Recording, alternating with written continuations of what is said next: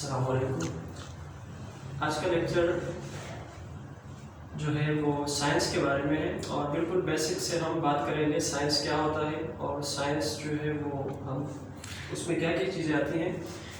तो सबसे पहले हम देख लेते हैं कि साइंस की डेफिनेशन जो है वो क्या है। तो science is the name of observations, thinking and finding reasons of all around us. हमारे इर्द गिर्द जो भी चीज़ें पाई जाती हैं उनके बारे में उनको देखना, उनके बारे में सोचना और पता लगाना कि वो किस वजह से हैं और उनका फंक्शन क्या है, उन सब की स्टडी को जो है हम साइंस का नाम देते हैं। तो अगर हम देखें कि हिस्ट्री ऑफ साइंस की अगर हम बात करें कि साइंस कब से है, तो history of science is as old as the first human being on earth. Science की जो तारीख है वो इतनी पुरानी है जितना कि दुनिया में जो है वो पहला इंसान आया था, तो तब से जो है वो साइंस का आगाज हुआ था। यहाँ पर हम साइंस की जो एक्चुअल डेफिनेशन है, जो कॉन्सेप्चुअल इसकी डेफिनेशन है, उसकी बात करते हैं। The knowledge gained through observations and experimentations is known as science. तो होता क्या है कि साइंस में हम क्या करते हैं कि फर्ज करो हमने कोई चीज़ देख ली, तो हमारी वो ऑब्जर्वेशन है और उसके बाद हम एक्सपेरिमेंट के जरिए जो है उस चीज़ का पता लगाते हैं कि वो किस वजह से और इसका क्या फंक्शन है। तो इसी को साइंस कहा जाता है। सही, एक्सपेरिमेंट बेस्ड नॉलेज जो है उसको साइंस कहा जाता है। मजीद जब हम बात करते हैं साइंस के बारे में, तो साइंस जैसे ही साइंस जो है जब पढ़ना बोलना शुरू हुआ तो इसकी नॉलेज इतनी ज़्यादा बढ़ गई कि इसको हमने डिविजन्स में इसको जो है डिवाइड करना पड़ा। तो डिविजन्स ऑफ साइंस जो है इसको हमने दो डिविजन्स में डिवाइड किया है बेसिक तौर पे। पहली डिवीजन जो है वो है बायोलॉजिकल साइंसेस और दूसरी डिवीजन जो है वो है फिजिकल साइंसेस। तो सबसे पहले हम बायोलॉजिकल साइंसेस की बात करेंगे। तो बायोलॉजिकल साइंसेस जो है इनकी अगर हम बात करें, biological sciences is the study of living things. Biological science जो है ये स्टडी है लिविंग थिंग्स के बारे में और इसको एक और नाम भी दिया गया था बाद में, जिसे बायोलॉजी के नाम से जानते हैं, जिसे हम जो है बहुत ज़्यादा वाकिफ हैं। बायोलॉजी क्या होती है? Biology is divided into two branches. Biology को हमने फर्दर जो है फिर दो ब्रांचों में डिवाइड किया, जिसमें हमारे पास आता है बॉटनी और जूलॉजी। बॉटनी जो है वो स्टडी ऑफ प्लांट्स है, पौधों के बारे में स्टडी करना, और जूलॉजी जो है वो एनिमल्स के बारे में स्टडी करना, जानवरों के बारे में स्टडी करना जूलॉजी कहलाता है। उसके बाद जैसे कि हमने दूसरी डिवीजन की बात की फिजिकल साइंसेस की, तो उसके अंदर ये इससे मुख्तलिफ कैसे है कि यहाँ पर लिविंग थिंग्स की हम बात कर रहे थे और यहाँ पर physical sciences is the study of non living things. यहाँ पर हम नॉन लिविंग थिंग्स की बात करते हैं, गैर जानदार चीज़ों की हम बात करते हैं। और ये जो फिजिकल साइंसेस है, इस ये जो डिवीजन है, इसको हमने मजीद आगे जाके जो है इसकी मुख्तलिफ ब्रांचेस बनती हैं, जिसमें हमारे पास केमिस्ट्री आता है, एस्ट्रोनॉमी आता है और मैथमेटिक्स। तो उसके बाद लेक्चर को मज़ीद कंटिन्यू करते हुए हम बायोलॉजी की डेफिनेशन देखते हैं। बायोलॉजी की डेफिनेशन जो है, जो बेसिक डेफिनेशन है वो क्या है कि बायोलॉजी जो है ये एक ब्रांच है साइंस की। जैसा कि इससे पहले वाले सेशन में हमने देखा कि साइंस को हमने दो पार्ट्स पे डिवाइड किया था, बायोलॉजिकल साइंसेस और फिजिकल साइंसेस। तो बायोलॉजी उसकी एक ब्रांच है, सही, जो कि क्या करती है, that deals with the study of living things. उसमें भी हमने पढ़ लिया था कि बायोलॉजी जो है वो लिविंग थिंग्स के बारे में, जानदार चीज़ों के बारे में स्टडी को जो है बायोलॉजी कहा जाता है, सही। तो उसके बाद बायोलॉजी का जो वर्ड है इसको हम समझते हैं कि ये कहाँ से आया है और इसका मतलब क्या है। तो the word biology is the composition of two words. Biology word जो है ये दो अल्फाज का मजमुआ है, दो अल्फाज से मिलकर बना है, सही। और ये दोनों अल्फाज जो हैं ये यूनानी अल्फाज हैं, ग्रीक अल्फाज हैं, जो कि जिसमें सबसे पहले जो है बायोस है। बायोस का मतलब क्या होता है? बायोस का मतलब होता है लाइफ, जिंदगी, और लोगोस का मतलब क्या होता है? स्टडी, जिंदगी के बारे में स्टडी। जिंदगी के बारे में स्टडी का नाम क्या है? बायोलॉजी। उसके बाद बायोलॉजी में जब हम बात करते हैं तो हमेशा याद रखें कि किसी भी चीज़ के बारे में जब आप बात करते हैं तो इसका एक बेसिक जो है उसका पार्ट होता है, उसको पकड़ के हम उसकी स्टडी कराते हैं, सही। इसी तरीके से बायोलॉजी का भी जो है एक बेसिक पार्ट है। बायोलॉजी के अंदर जो है लिविंग थिंग्स के अंदर, प्लांट्स, एनिमल्स के अंदर एक बेसिक पार्ट है, एक बेसिक चीज़ है, एक बेसिक यूनिट है जिसको हम सेल का नाम देते हैं, सही। तो सेल जो है इसको हम डिफाइन कैसे करते हैं, सेल की क्या डेफिनेशन होगी, तो cell is defined as the basic unit of life और building block of life. Cell को डिफाइन इस तरीके से किया जाता है कि ये क्या है, एक बुनियादी यूनिट है, सही है, लाइफ की बुनियादी यूनिट ऑफ लाइफ का, बेसिक यूनिट ऑफ लाइफ का मतलब क्या है कि लाइफ का आगाज जो है वो सेल से हुआ है, सही। लाइफ का आगाज हमेशा सेल से होता है। उसके बाद सेल्स का जो मजमुआ होता है, सेल्स जो है जब वो मिलकर ग्रुप बनाते हैं तो वो टिश्यू कहलाता है। टिश्यू का मजमुआ जो है आगे जाके हम इंशाल्लाह आगे वाले लेक्चर्स में पढ़ेंगे कि वो ऑर्गन लेवल में चेंज हो जाते हैं, और इंशाल्लाह आगे जो है इसकी मजीद हम बात करेंगे। फिलहाल सेल के बारे में हमने बात कर ली। तो उसके बाद सेल जो है ये जैसे कि हमने बात की कि दो टाइप्स के होते हैं।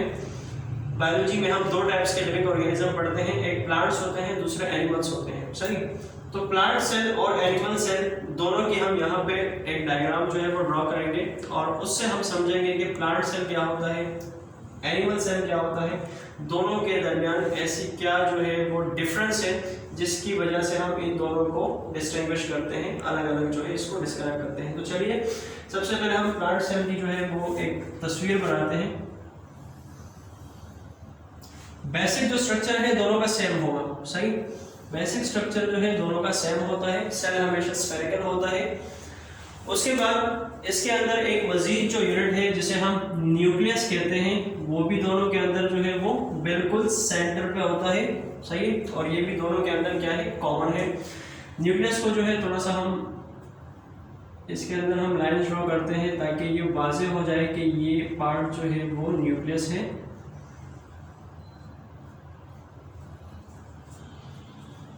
और इसको हम यहाँ पे लेबलिंग भी कर देते हैं कि ये पार्ट जो है वो न्यूक्लियस कहलाता है।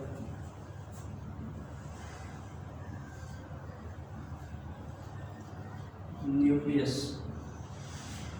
तो न्यूक्लियस की अगर बात करें कि न्यूक्लियस का फंक्शन क्या होता है, तो न्यूक्लियस जो है जैसे कि हम अगर इंसान की बात करें तो इंसान के अंदर ब्रेन जो काम करता है पूरी बॉडी को रेगुलेट करता है, पूरी बॉडी को जो है वो आप कह सकते हैं कि पूरी बॉडी के फंक्शंस को कंट्रोल करता है। बिल्कुल इसी तरीके से न्यूक्लियस जो है वो सेल का ब्रेन कहा जाता है, उसे सेल का ब्रेन कहा जाता है, उसका दिमाग कहा जाता है। और ये क्या करता है, सेल के अंदर जितनी भी एक्टिविटीज़ हैं उन सबको कंट्रोल करने वाला जो है वो न्यूक्लियस है। तो सबसे पहली चीज़ आ गई कि ये क्या है, न्यूक्लियस है। अब हमेशा क्या होता है कि न्यूक्लियस के बाहर वाला जो एरिया होता है, प्लांट सेल में भी एनिमल सेल में भी, ये बाहर वाला एरिया जो है इसको कहा जाता है साइटोप्लाज्म। ये भी दोनों के अंदर कॉमन पाया जाता है, साइटोप्लाज्म।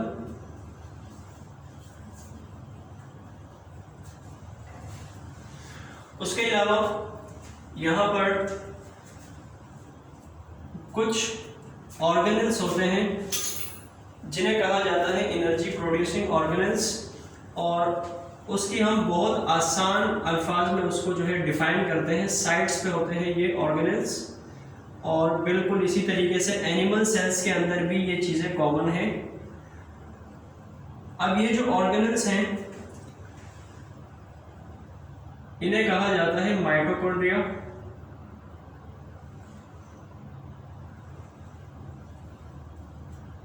और माइटोकॉन्ड्रिया जो है ये दोनों में कॉमन पाया जाता है, जैसे कि हमने बात की।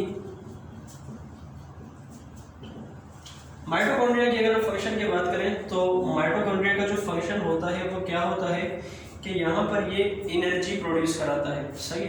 बिल्कुल जैसे कि हम खाना खाते हैं तो होता क्या है कि हमारी बॉडी उस फूड को एनर्जी में कन्वर्ट कर देती है। तो बिल्कुल इसी तरीके से वो जो फूड होता है उसको हमारी बॉडी कन्वर्ट नहीं करती, बल्कि हमारी बॉडी के जो सेल्स होते हैं वो फूड एक एक सेल के पास जाता है, और वहाँ पर वो जो सेल्स के अंदर माइटोकॉन्ड्रिया है वो माइटोकॉन्ड्रिया क्या करता है, उस फूड को एनर्जी में कन्वर्ट करके उससे एनर्जी पैदा करता है और वो सेल के अंदर स्टोर करता है, जो कि बाद में सेल को जो बाद में काम करने होते हैं, एक्टिविटीज़ होती हैं सेल की, उसमें वो यूज़ होती हैं। जैसे कि सेल डिवीजन हो गया, ये बाकी सारी चीज़ें जो सेल के अंदर होती हैं, तो उसके लिए ये एनर्जी जो है ये बाद में काम आती है, सही है। तो माइटोकॉन्ड्रिया का फंक्शन क्या है कि ये एनर्जी प्रोड्यूस कराता है।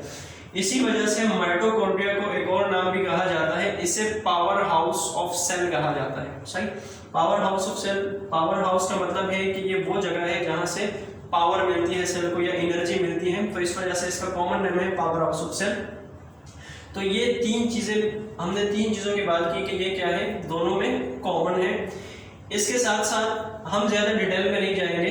इसके साथ साथ अगर बात करेंगे प्लांट सेल और एनिमल सेल, इन दोनों के दरमियान जो बेसिक डिफरेंस है, जो बेसिक फर्क है, वो क्या है कि ये जो आपके पास प्लांट सेल है, इसके बाहर एक और जो है वो लेयर मौजूद होती है, एक वॉल मौजूद होता है, और ये वॉल जो है क्या करता है कि ये इसको इससे मुख्तलिफ बनाता है। सही, अब ये जो वॉल है इसको कहा जाता है, इसको कहा जाता है सेल वॉल।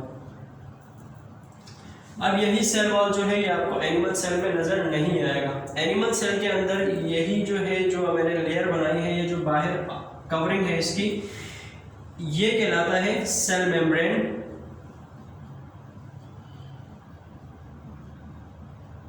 और सेल मेम्ब्रेन का जो स्ट्रक्चर होता है वो वैसे तो हम बता नहीं सकते, लेकिन मेम्ब्रेन जो है ये हमेशा वो स्ट्रक्चर होता है जिसमें कोई भी चीज़ जो है वो पास आउट हो सकती है। यानी आप आप कह लें कि यहाँ पर जो है कुछ ऑप्टिंग्स होती हैं जिसके ज़रिए क्या होता है, चीज़ों की जो है वो आमद और रफ्त होती है, चीज़ें ट्रांसपोर्ट होती है।